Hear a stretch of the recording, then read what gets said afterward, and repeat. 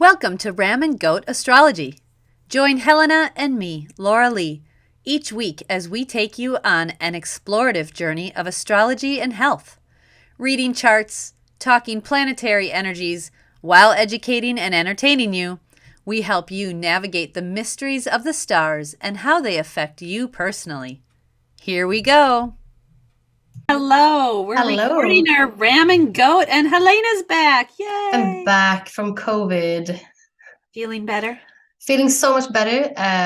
This doesn't act like a regular virus. I was sure by day 3, I'm like, I'll go to work tomorrow. And here I am, like day 7 or something. Yeah. But I'm so much better. I'm so much better. Yeah, your energy looks good. You sound a little stuffy, but your energy feels good. Yeah. Good. Yeah. Good. Well, I'm glad you're back. Elliot did a lovely job with Ram and Bull filling in.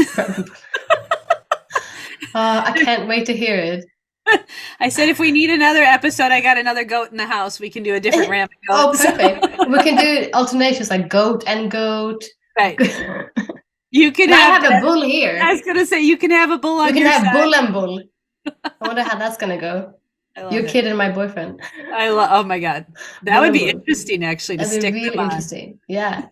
Yeah. So who is your goat? Is he your husband? Yes. Yeah. Yeah, he has 3 planets and an asteroid in Capricorn. So yeah, quite goat. Quite goaty. Yeah. I love goats. We have goats for farm animals. We have 2 of them right now. For quite a few years, we had milking goats, and we had a herd that was about 14 was the biggest it got. Goats can multiply quite rapidly. But they're so much fun. They're super curious and very, very inquisitive. But when they want something, they will work relentless to get it. And whether that's like figuring out how to climb a fence or move a fence or push a fence down, or like they are pretty persistent animals. And the stubbornness is quite impressive with them as far as like just when they don't want to do something is not happening.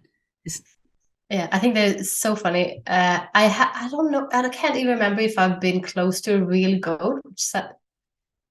I'm sure I have. I just can't remember. But one of the funniest videos I've ever seen is I have seen with goats. Yeah, this is COVID in my brain. COVID brain. This is COVID brain. No, goats screaming. Oh yeah, goat screams. Yeah, there's some of them that are terrible. You should hear so my donkey. Funny. We have 3 donkeys, 2 minis and a standard, and we've had 2 standards before, which are normal sized donkeys. And then one of them passed on 2 years ago, so we ended up getting her some buddies, and we were looking for bigger ones, but the rescue had these 2 little ones, so we're like, all right, we'll take some little ones. I guess I didn't even realize how prevalent these little ones were. Well, I have never heard a donkey scream like this little one. She's only 3 years old, so this is gonna be a long time of her yelling at us. But it's the loudest, most obnoxious sound I think I've ever heard in my entire life. And once it starts, like there's a time frame, it lasts. This braying. Like there's nothing you can do about it. You can't like shut them up.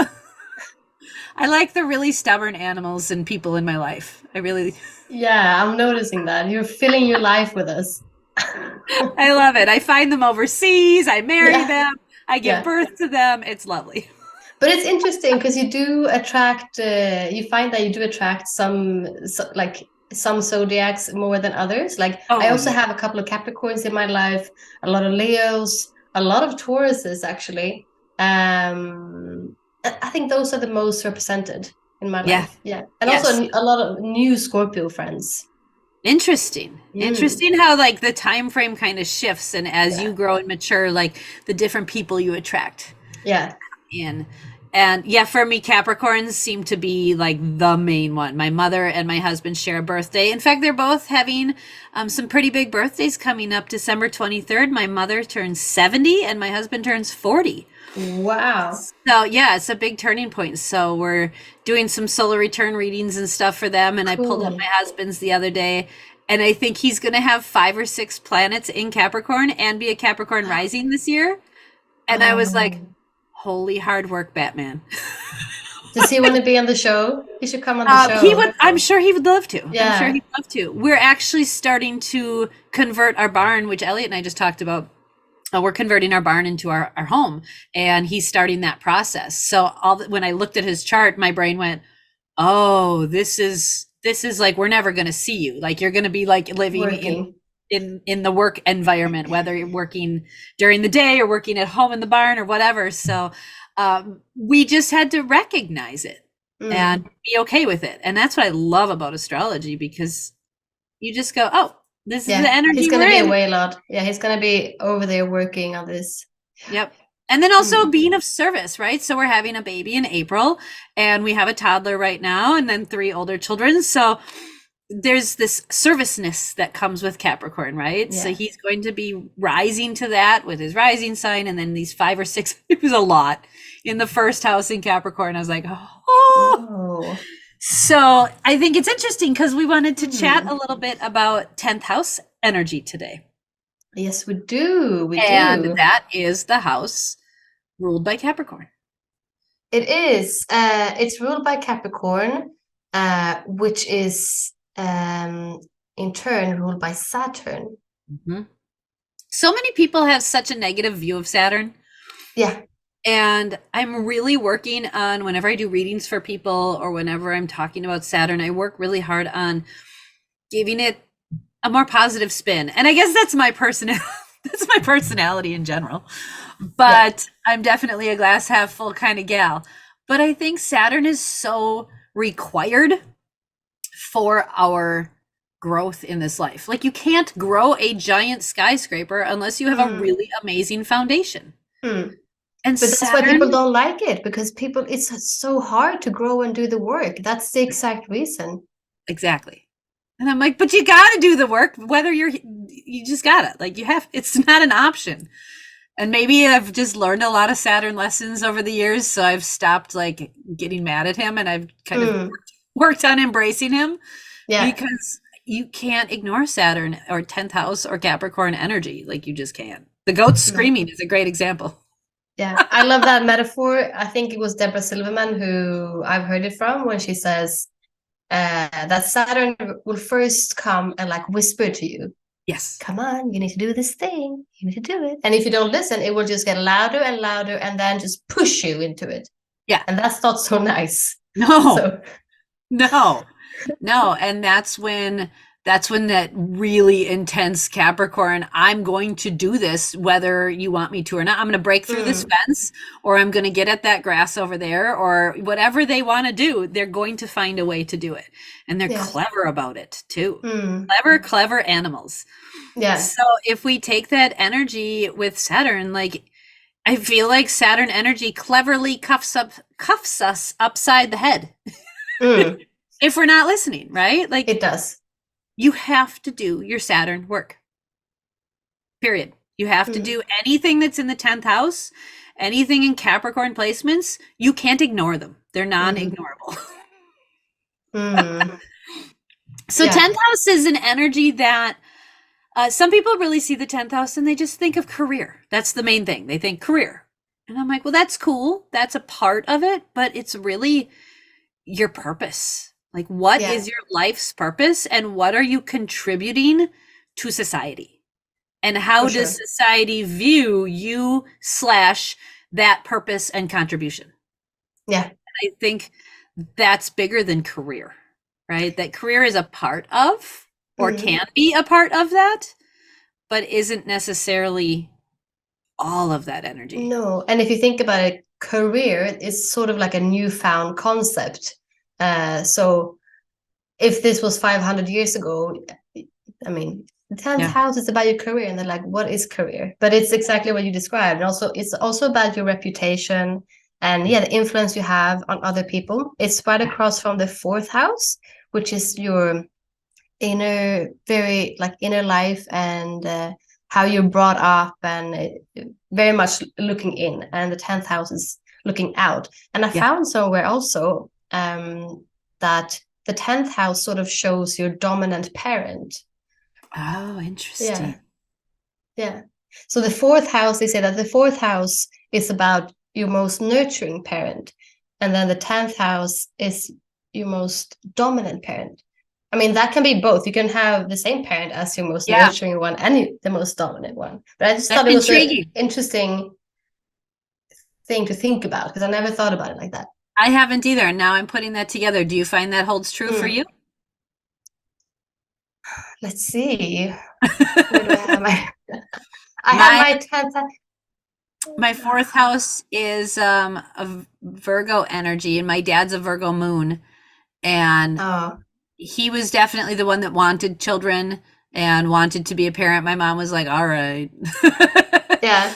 And then my 10th house is Aquarian energy, and my Venus is right on the start of my 10th house. So that definitely feels more like my mom. Very Is she the more dominant one? I don't know if I would use the word dominant, but she was more involved in my daily life, where dad was working and doing the Virgo stuff, right? Yeah. And he was more of the disciplinarian and the rule structures and the systems, right? He was the system, where mom was more chaotic. So that works for me. But I don't know if the word dominant for the 10th house works. I think there's probably a different word. But she was the one who was more influential on a daily basis. Yeah. Yeah. And he was the one who created the systems and structures. Interesting. Yeah. How's yours play out? So I have my 4th house embedded in Gemini. Okay. And I don't remember my parents. They don't have any huge placements in Gemini. Not that I know. Not that I can remember. Right. So who could that? I don't really see it. And then my 10th house is embedded in Sagittarius. Okay. And I mean, it's a fire sign, and both of my parents are really fiery. Mm-hmm. Yeah. So it's really hard to say, actually. And I don't have any planets either in my 4th house or 10th house. So that could also be giving me a clue, like if I would have my moon there, or if I would have, anything that, or Saturn maybe. Yeah. But I don't. Well, let's talk about that. I know there's a lot of people, when I do readings for people, they wonder, well, there's no planets there, so what does that mean? Does that mean anything, or am I just devoid? And I say, I like to describe it as like, yes, you still have the energy of all of the houses, right? You still have a purpose and a career and a contribution to society. If you don't have any planets there, it's not a massive focus in your life. It's definitely still there, and you're still going to contribute in, an Aquarian way or whatever it is, right? But it's not going to be something you really put a lot of energy and effort into, versus my son, who has his sun, his moon, and his Mercury all in the 10th house in Taurus. He does? Yeah, so this kid is going to be doing something profound, most likely in a food industry, in a food way. He's very, very interested in food and all things, the chemistry of and all of that. But it's Taurus, so we're not anticipating his life purpose and contribution to happen quickly by any means, right? Because Taurus, it's an earth sign, it's slow, yeah. Oh, so his will really play out. And it's in a Capricorn house, which is, again, slower moving, right? Very diligent, get the steps and do it properly. Capricorn is really about making sure you do it right and have all the plans and systems ready ahead of time, have all your materials ready, then you build, right? Yeah. And so that's really important for this 10th house when you have stuff there, is making sure that the foundation is ready so you don't have to redo stuff. Ooh, Capricorns hate redoing things. They hate that. They want to do it well and do it well the first time. Yes. So I can see that energy come out in Elliot when he gets things wrong, or he burns food, or like the recipe didn't turn out. He gets really mad that he jumped ahead or didn't pay attention right. So it's interesting to see that come out like that. So for him, his 10th house is a really, really important placement. But now my daughter, who's 21 months, she doesn't have anything there. So that's not going to be a massive focus in her life. Will she still have a career and a life purpose? I'm sure she will. Yeah. But it's not her main emphasis, Exactly. So that's kind of what I explain to people. You still have the energy. It still will show up in that energetic way, whether it's a Gemini or, Virgo. It will show up in that energetic way. And when you think about your life purpose, you'll go, oh yeah, I do help people. Let's say it's Virgo. I do help people create systems and structure and organization. And I do really like to have a clean, organized home, and like, you know, and help people in my work really have a better system about things, right? You'll notice this Virgo energy just seeping in very naturally. You don't even have to try. It's just how it shows up. Yeah. So yeah, that's my thoughts there. Yeah, it's, I mean, we all have the 10th house somewhere, and some of us don't have planets there. But like you said, doesn't mean that the energy doesn't show up. With the planets in different houses, it just sort of points out something else, or like an emphasis pretty much, but you still have the energy. Yeah. Should we go around the zodiac and sort of like tell people what they will be when they grow up? No, not like that, but I love giving some examples for sure. I think that would be fun. I know I really enjoy working with people in their late teens, early 20s. And one of the reasons I love that is because they're really struggling to figure out who they are as an adult now, right? And what they're supposed to be contributing. Well, what, you know, I've worked with several teens that are in college right now, their first or second year of college, and they have no idea what they're supposed to be doing. And I'm like, well, let me tell you. And then I tell them the energy that's in their 9th and 10th houses, and they're like, oh, that feels so much better. And I'm like, isn't that nice to know? Like, stop trying to be an accountant. You should never do that.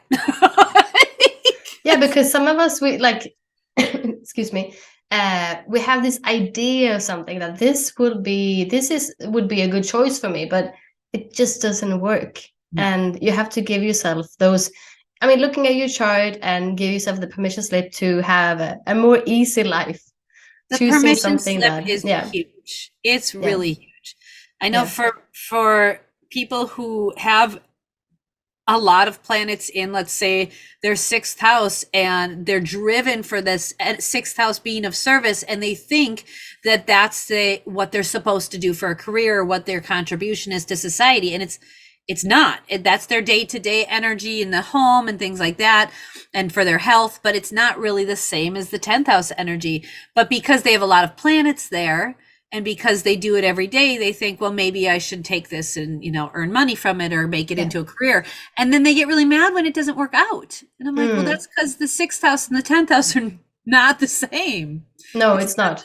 Not the same energy. And I think that's where we get hung up as humans. We get kind of locked into, well, I'm good at this and I do this anyway, so that should be my purpose. When meanwhile, their purpose is to heal on a higher level in Pisces, right? And, you know, they're trying to do scorpionic or Sagittarian things for their career, and that's not what they're supposed to be doing. Yeah. Let's say if Scorpio was their 6th house, that means that on a daily basis they will be doing a lot of Scorpio things for themselves that they need. But the 10th house is on the other side, that is more for how we are with society. And usually when you work and the work you get money for, you have to sort of communicate with society in some way. So you can't do it in that 6th house way. You have to do it in a way, the 10th house way, which is the way. And you actually just labeled my 6th house as Scorpio, and my 10th house is Aquarius, and that's not the same energy. No. Like, at all. And with Aquarius, you really can be anything you want to be, really, and it has to be intellectually stimulating. It has to be weird, and it has to be unique in your own, like, you creative. I see people who have Aquarius MC, and I look at them and say, you should stop trying to work for other people now, because it's not working, is it? And they're like, well, I've had 25 jobs. It's like, that's cool. I've had 49. That's not an exaggeration either. I've had 49 jobs. And that's so crazy. That's such an Aquarius thing, and my Venus is there. So when I do something, I usually really love it for a short time. Yeah, that's it. And also about the rules. You probably don't like going with the rules that comes with working for someone. Yep. And then I would give it, 6 weeks, 6 months. And then I'm like, all right, I'm out. The longest jobs I ever had were 3 years at one restaurant, and then 3 years at another restaurant. Those are the longest I ever worked anywhere. Yeah. So if you have your 10th house separated, so a lot of people get confused about this. So let's start with Aries. Let's say your MC starts in the middle of Aries. And you've got your Aries MC and it's at like 20 degrees Aries. And then, you know, you've got half in Aries and half in Pisces. I know people get really worked up about that, or, you know, or half in Aries and half in, that would be half in Aries, half in Taurus, excuse me. You know, so they get really confused as to what does that mean? I have to half Aries and half Taurus. How do I find a career that contributes to both of those? And I've seen people get panicky about this. And I'm like, breathe. First of all, the flavor can change with this Aries energy, which is bravery and fearlessness and diving into something. And then you dive into something and then it's fun and exhilarating. And then the Taurus energy can help you stay stable and grounded within that environment that you dove into. So you can have the loyalty and the groundedness and the, you know, staying power of Taurus mixed with that fun, vibrant, brave fearlessness of Aries. And I mean, man, that would be phenomenal for a career house to have this mixed in there. So that's how the flavors would play out if you've got an Aries 10th house and maybe a little bit of splash of Taurus in there. But man, anybody who's got an Aries 10th house, you're going to do stuff that hasn't been done before.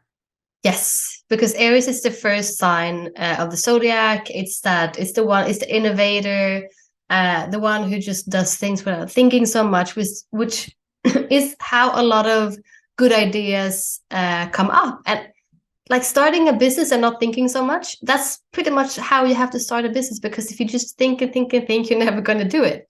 Yeah. So I'm sure some of the best ideas have come from like an Aries MC. Yeah, for sure. Yeah. The great innovators with new ideas of how to make things better or more fun or more efficient, because Aries gets bored quickly and they don't like to do the same repetitive thing over and over. So they want to make it fun and easy and playful. And then if you've got a little bit of Taurus playing around in there too, you've got that steadfast stability as well. So you can really play with both of the energies there.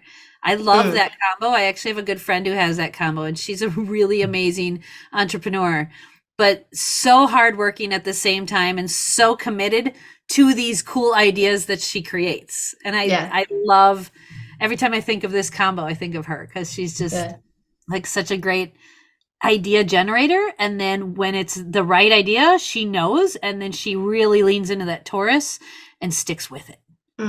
Really sticks with it. So what would you guess as would be a career for someone who has Aries as their in their 10th house? Entertainer, something playful, something really that requires energy, requires a burn initially, right? Like something that has to have, like, you almost like you start the engine. Aries is the engine starter. So, I mean, the career options are seriously endless because of how, like an entrepreneur, how energetic and enthusiastic they can really be. Yeah, for sure. So it's a fire sign. So whatever with that, like something that takes a lot of energy, or that you need like a lot of energy. Somebody who would start a like a cycle studio, a workout studio, right? Or like anything, anything to motivate other people to get them to move, right? Let me take my fire and help you light a fire under your butt, right? And utilize that energy to get other people going is something I think Aries is so good at. So good. Yeah. I'm also thinking like politician. Oh, yeah. Oh, for sure. Yeah, because being a leader, being a leader is the first house. I mean, it's the first sign, and just going your own way. Yeah, and making things better and more efficient. Yeah. Oh yeah, politician. I can see that for sure. So if your 10th house starts in Taurus, you're going to have a really different flavor. And so my son's got this, and he's steadfast and loyal. Oof, what they choose to do, they stick with. Yeah, there's a loyalty there that maybe to a detriment, actually, you know? Could be. It's an earth sign and a slow mover. And Taurus energy is super, super loyal and loves food. Yes. So I would straight away guess like a chef. Or maybe like a food photographer. Like they're also very arty. Oh, good one. Yeah. Yeah, very artsy. Food photographer. Yeah. Elliot is an amazing drawer and illustrator. He likes to really do pencil sketches and stuff like that. And one of the things we're working on is switching to a grain-free lifestyle and learning how to make breads and doughs and roll and just things without grains. So it's been a lot of experimenting, and he is working. He wants to get our recipes correct and then create like an ebook as well. So that's something he's got his sights set on, is creating. So he's writing a cookbook. Yeah, writing a recipe book. Yeah. So, but this is like a long time in the making, right? Like, nothing will happen quickly. I'm not worried. You never know. You never know. With that many planets in the 10th house, it'll be diligent, and he'll stick to it. And when he sticks to a project, he does. But I think food is just, I don't want to say it's a given for Taurus, but it's kind of a given. It's kind of a given, and it's because and also like anything sensual. Food is kind of sensual because you touch it and you taste it and you smell it, all of that. But anything else also that's luxurious or sort of sensual in a way, like maybe like designing clothes that are like a really, really good quality. Clothing designer for sure, and making sure it's the right materials and the right cut. Oh yeah, I could see that for sure. I just thought of like aesthetics, like furniture making too, right? Or furniture designing, or making sure comfortable furniture that fits your body, right? Like I could see that being a Taurus 10th house as well. Yeah. Shit's got to feel good. Yeah, it has to feel good. It's got to feel good. The people who created microfiber blankets, those were Taurus 10th house people, right? Those really soft, like the material that didn't exist when we were kids, right? There was no microfiber. That wasn't a thing. And now there's some of these materials, like my kids have these stuffies. What are they called? Squishimals, I think they're called. Squishimals. They're stuffies. It's just like a big round stuffy. And the material of this, like I can feel it in my fingertips right now. And when you squish it, the filling is so soft and the outer material is so soft, and you just like, you can't like leave this stupid pillow. And I was like, somebody Taurus invented this. Yeah, for sure. Like we need something more comfortable to dive into, like to play with. That's what a Taurus would do. I want something that's playful and comfortable. I can sleep on it too. Very comfortable, loving people. They really like, their goal in life would really be to provide some stability, some safety, and some sensuality and some feel good energy to society. However, safety is a big one too for Tauruses. Safety and values. Like what your values are. Yeah. Very important one. Very important. So if we had some Gemini in the 10th house, now we've got some dual action going on with our twins. And Gemini's got those pillars that connect the heavens with the earth. So we can have that grounded energy, but typically it's a moving energy. It's not anything that's stagnant. So Gemini 10th house in my mind would be somebody who would be very changeable, have many, many, many options available at their fingertips to work on whenever they want to, right? Lots of people, I'm imagining, are involved with the Gemini 10th house. Networking. Lots of connections. I'm thinking computers straight away. Yeah, lots of like messages over here and this message over here and emails here and these blog posts over here, and then we go and we meet with this group of people in real life, and then we go back to the internet and we do this stuff with these people, and just lots of people and activity is what I'm really picturing with the Gemini. A lot of mental activity, because it's such so Gemini is ruled by Mercury, and Mercury is the communication planet, so they're super curious. They would be very like fast thinkers, have lots of ideas. Puzzle solving.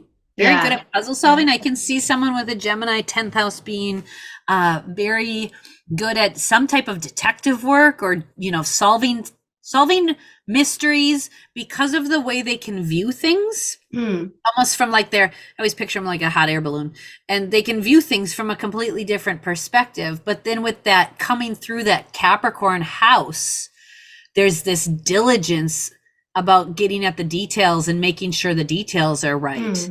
You know, so if you have this sharp, quick, fast mind with detail, focus, and hard work ethic of the 10th house, man, that person could be an amazing, amazing detective or problem solver or homicide detective or any, you know, all kinds of. Yeah. I'm thinking almost like is it called a coder? Someone who sits with codes, or just a writer. Oh, yes. There's so many options. When you have air signs, you really can't pin somebody down with an air sign of what they're going to do, because it's not an option. They're going to just blow away and do something else.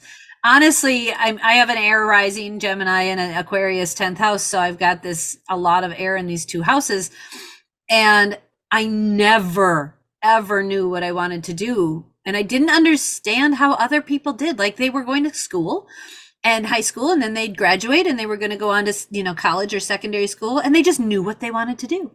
And did they do that? Did these people actually go through with it and do it? Oh yeah. And I'm impressive. Like, I want to do everything. If someone would have read my chart for me, it would have been nice, because they would have said, yeah, you should do everything.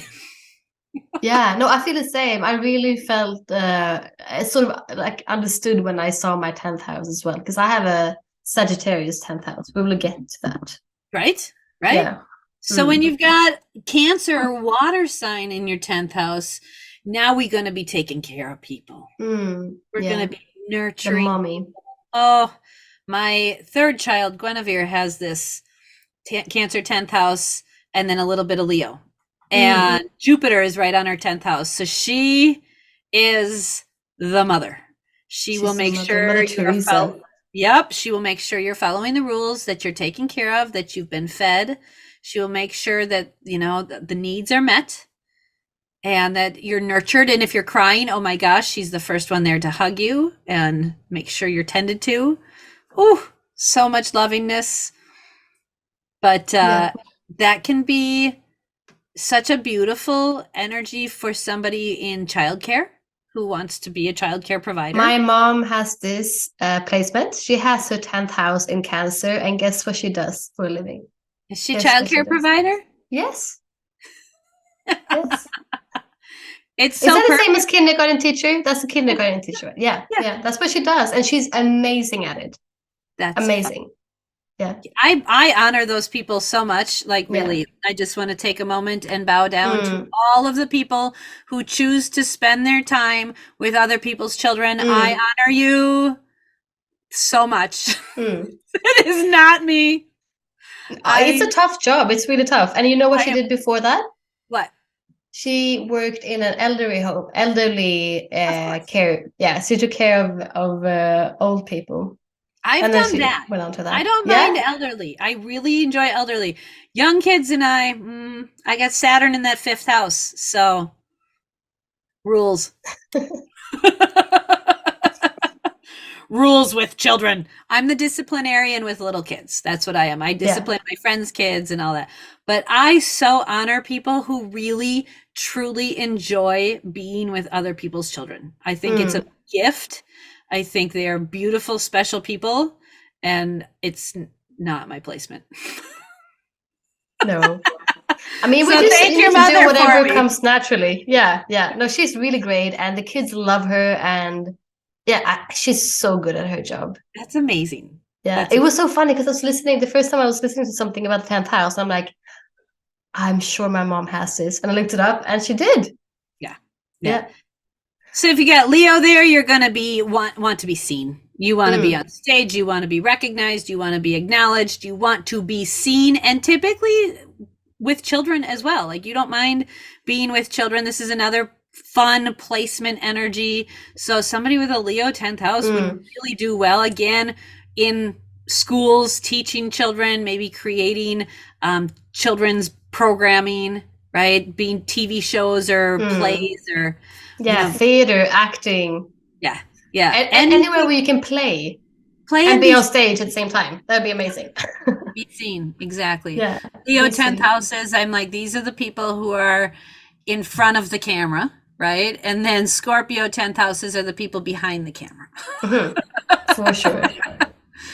But I there's so many options for Leo 10th houses, but I mean, really the main ones are just, they need to be seen and acknowledged for their talents. That's really like the biggest thing that shows up. Yeah. I'm also thinking just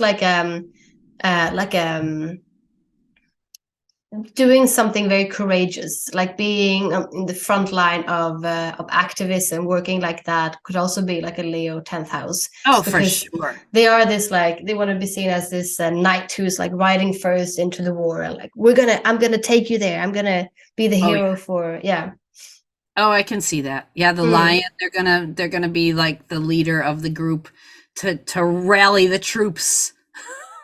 Yeah. Oh yeah, I can see that. If you've got Virgo on your 10th house, this is an earth sign in an earth house. So Virgo is going to be very analytical and diligent. So I'm thinking this is an accountant or a tax keeper or somebody who does numbers and facts and figures, insurance or HR department, human resources, right? Managing people and systems. Keeping the system functioning well and efficiently. That's what you're going to do for your purpose. For sure. And we need that. And that could be in the health realm, right? Because Virgo is very concerned with health. So this could be in hospital settings. This could be in any kind of, caretaking kind of setting, but it's not the same caretaking as Cancer would be. Yeah, exactly. Like in Cancer, it would be more like really taking care of others, like helping them eat, helping them do the things.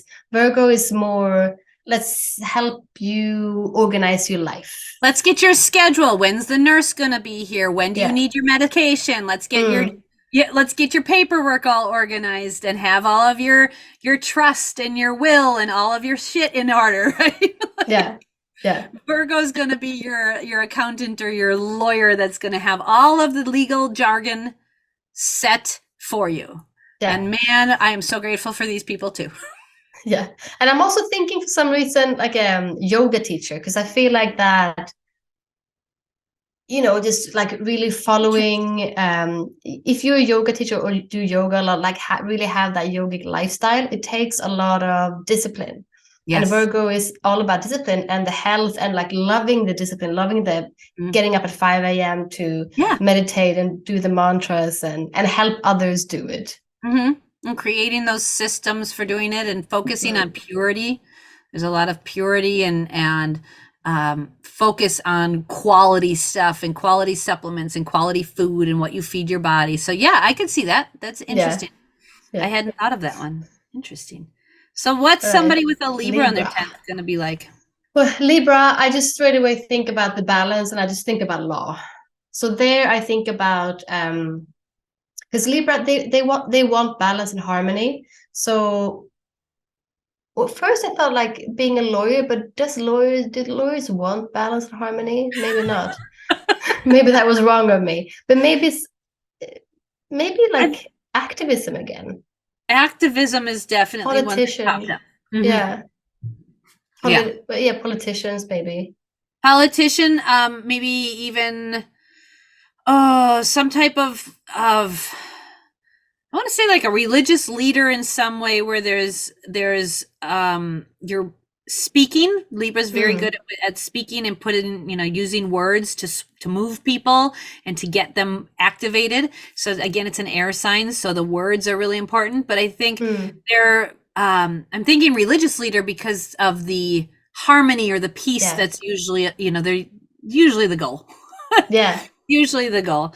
But some type of leader when it comes to equality or justice or standing up for people who have less than or the underdog. There's some kind of injustice that they would rise to or rise for, right?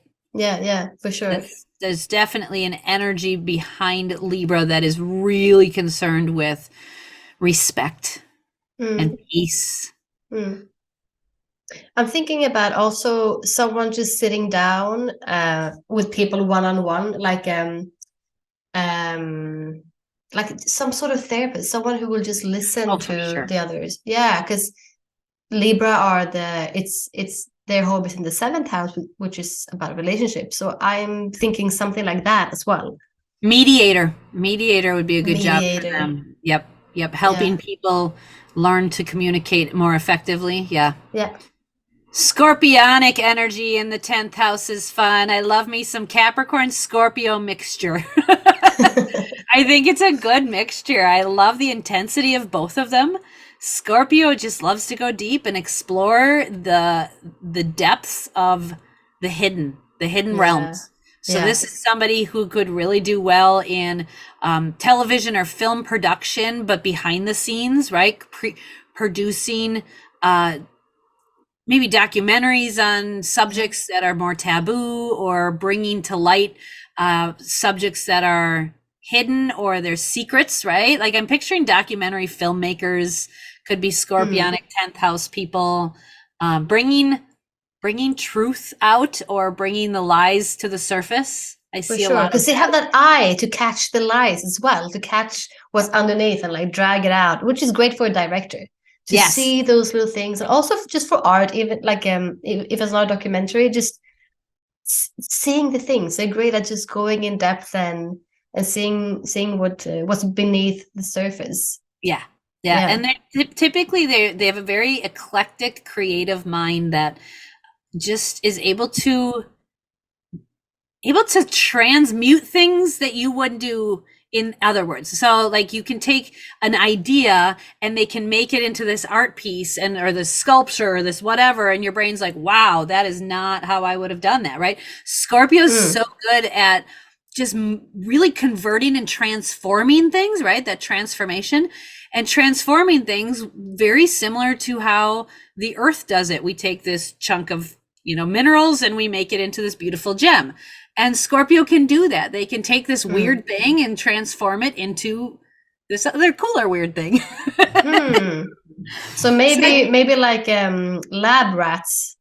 I mean, not a real rat, like people working in labs. Yeah, absolutely. I think there's so many options for a Scorpio 10th house. Really, it's so endless what we are, what they can transform. Like, they're so good. It's a lot about power as well. Scorpio is a very powerful sign. So again, like politician. Oh yeah. Yep, I could see that one be a politician as well, which is, Aries and Scorpio tend to have a similar reputation or similar energy in that way. So yeah, I think that could, but there's so many options. As long as they have some kind of control, there's got to be a control thing there, right? Where they don't want to be controlled. You can't, don't try and control Scorpio. Yeah. I see them also working with like very obscure things. Like they would be the ones like, does this job exist? They're like, right. Yeah, I investigate little fungi that lives in this place. And I sit alone all day long and do this on my computer. They could totally sit alone all day long. Absolutely. Yeah. Scorpio 10th house could do their whole job away from people. Like they don't really have to be around a lot of people. They could be very reclusive about that. Yeah. So yeah, that's a big one. But Sagittarius 10th house, they need the people. Yes, we do. This is my natal placement. You need the people. Yeah, and this is also something someone explained to me. This is like something about Sagittarius 10th house is we change our job a lot because we need the adventure.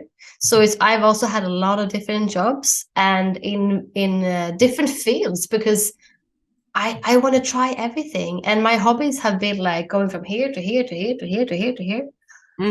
Yeah. I think it's similar to Gemini, where you could just explore. They love to explore and try new things and really be optimistic about everything. So everything that a 10th house Sagittarius is going to do career-wise or purpose-wise, they're going to be really enthusiastic about it. Yeah. Really enthusiastic. And then if you move into Capricorn, what does a Capricorn 10th house in Capricorn look like? How does that? A lot of Capricorn. I find that person will be so stable. So like, let's do step 1 first. Yeah. Let's do step 2 second, and know exactly, like they will write down the plan for whatever they're going to do, and then just go step by step by step. And they will have thought about it for 6 months easily, and have at least 4 or 5 books on it to research and make sure you approach all angles. Yeah. I feel like Capricorn 10th house would be Capricorn in 10th house would be amazing architects and engineers, bridge designers, people who have heavy responsibility to make sure that every detail is met, and that every load-bearing board is accounted for, and that, you know, all of the numbers and facts and figures play out, and that the math equation has been done several times. Yeah. Like, these are the people who create the foundation of the skyscraper. Yeah. Yeah. You want a Capricorn 10th house making that foundation. And I think Capricorn 10th house people also really like to be in work environments where the rules are very clear. Oh, you have to have clear rules. Here's my expectation. Like, they like hierarchy. Yeah. Yep. Here's my job description. Here's what I make. Here's how much time off I have. Here's the hours of operation. Yeah. You're my boss, and you are, and I'm your boss, and this is how it works. Yes. They love that system, but they're such reliable people. Really, like, you ask a 10th house Capricorn to get something done, it's going to get done. They're going to do it, and they're going to do it well. But that's the person I want to make sure they are doing my systems inspections, or making sure that the building is up to code, and like, I want that person to build the buildings. Do not ask an Aquarius 10th house to do that. That is me. It's not. My husband has a Capricorn 10th house, and he is an architect, and an engineer, and that's why I'm really happy he's building our house, because like he has all the codes in his head, and he knows how big the stairs need to be for the load bearing. Like, he knows all of that. He gets it. His brain loves it. Whereas my Aquarius 10th house, nope. No. Aquarians, you don't like rules at all. You just need to be free, make your own decisions, try new things. Yeah. Most of all, just be free. Be free. Yeah. I need freedom and flexibility every day with my career, whether it's today I record a podcast, and tomorrow I do website work all day, and the next day I meet with clients all day. Like, it has to be changeable, but have some type of structure, right? Capricorn 10th house, or that 10th house is still ruled by Capricorn, so there's still got to be some structure. But within my structure, I have to be able to play, and I have to have room to move around and be flexible. So I know that for my career and my purpose and what I do, it has to be done on Tuesdays, Wednesdays, and Thursdays, was when I have childcare set up, and Saturdays. And other than that, that's when I'm, on mommy duty and stuff, and I can squeeze stuff in. But that's my 10th house, is the days. And then within those days, it's all Aquarius. Yeah. And a few keywords for Aquarius is technology, for example, technology and community. So you and I have never met in real life, in 3D. And that'll happen, but we are communicating through technology to record shows about astrology, which is very Aquarian. And then we put that out to the masses to learn about all the weird stuff, like that whole and I do health coaching through astrology, and I use intuitive mediumship too. Like, all of that is super Aquarian and weird. It is. You nailed it, Laura. I did. Yes.